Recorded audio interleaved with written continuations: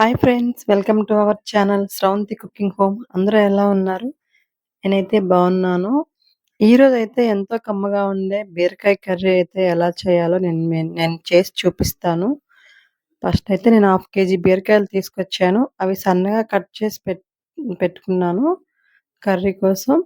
Stove వెలిగించి pan పెట్టుకొని ఒక 3 స్పూన్ల నూనె వేసుకొని అందులో ఆవాలు, జీలకర్ర, చెక్క, మొగ్గ,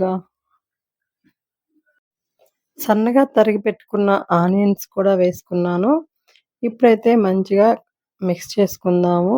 కరివేపాకు కూడా వేసుకోవాలి. చూడండి, ఫ్రెష్‌గా ఉండే కరివేపాకు వేసుకుంటే చాలా బావుంటుంది.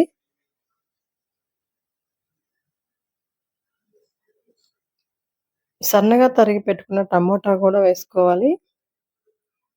ఫస్ట్ అయితే ఈ ఆనియన్ గోల్డెన్ బ్రౌన్ కలర్ వచ్చేలాగా ఫ్రై చేసుకోవాలి.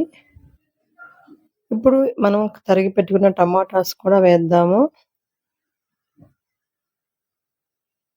ఫ్రెండ్స్, బీరకాయ కర్రీ అయితే చాలా కమ్మగా, చాలా బావుంటుంది. హెల్త్‌కి కూడా చాలా మంచిదండి బీరకాయ.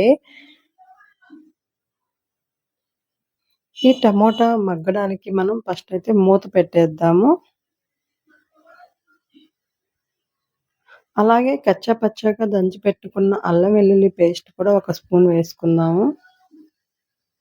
చూడండి, టమోటా అయితే పూర్తిగా బాగా కుక్ అయిపోయింది. ఇప్పుడు ఇందులో మనం కొంచెం పసుపు, కల్లు ఉప్పు వేసుకుందాము.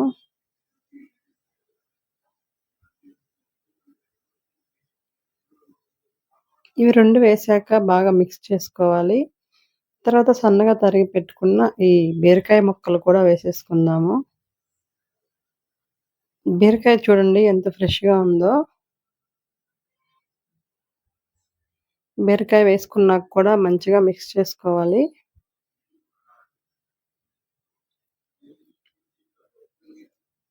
మళ్ళీ కూడా మూత పెడదాము. బాగా మగ్గుతుంది. చూడండి, వాటర్ అంతా వస్తున్నాయి బీరకాయలో నుంచి. అలాగే ఒక స్పూన్ కారం కూడా వేసుకుందాము ఈ కర్రీలో.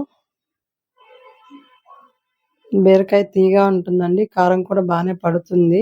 ఒక స్పూన్ కారం అయితే వేశాను నేను. మన కర్రీకి తగినన్ని వాటర్ కూడా వేసుకోవాలి. వాటర్ వేసాక కూడా బాగా కుక్ చేయాలి ఒక 5 నిమిషాలు. ఇప్పుడైతే బీరకాయ కర్రీ రెడీ అయిపోయింది. చూడండి, బాగా కుక్ అయింది.